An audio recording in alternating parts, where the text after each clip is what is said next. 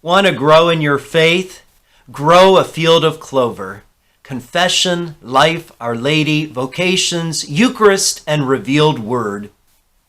I'm Father Danda, and welcome to another edition of Malachian Minutes.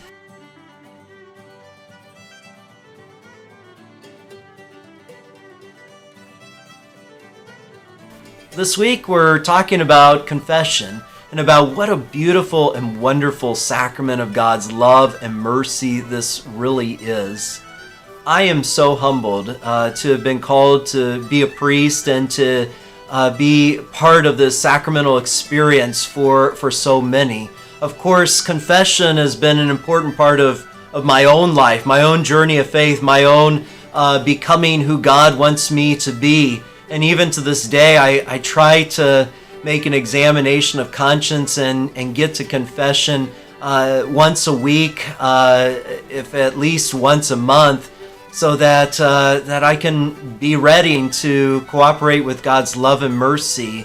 I usually go to a priest friend of mine and make a good confession each time that I see them, and usually we kind of do the same for one another. You know, we hear each other's confessions, and we're humbled by it. You know, I remember the first time I heard a priest friend of mine's confession. He was an older priest, and it was just very humbling, you know, to be part of God's mercy in someone's life.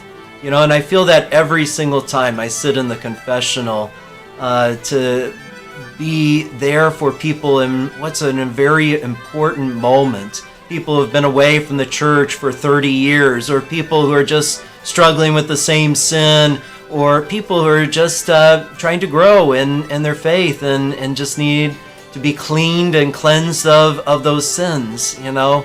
And I always try to encourage people and to lead them to a sense of God's presence in the sacrament, of His love and encouragement for them, that He sees them as His royal son and daughter, and that He is just so glad that they are humbly confessing their sins.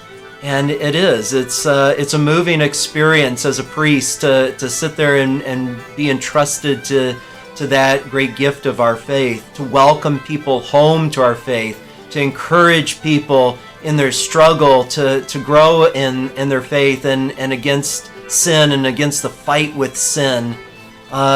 You know, I know people sometimes worry, oh, Father, are you going to judge me? Are you going to think of that every time you see me?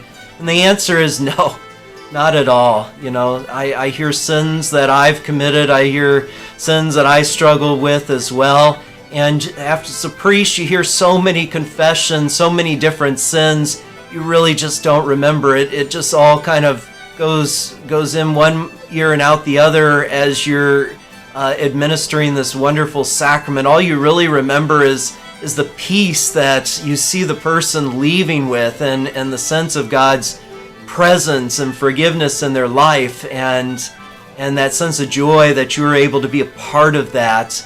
I rarely ever remember anything that anybody ever said, and even if I did, you know, I'm under the seal.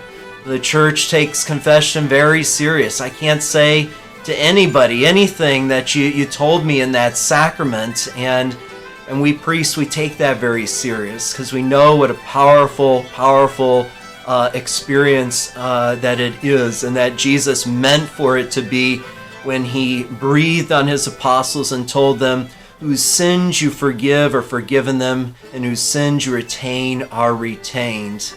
It is a blessing for me to be a priest. It's one of my favorite sacraments to celebrate in people's lives.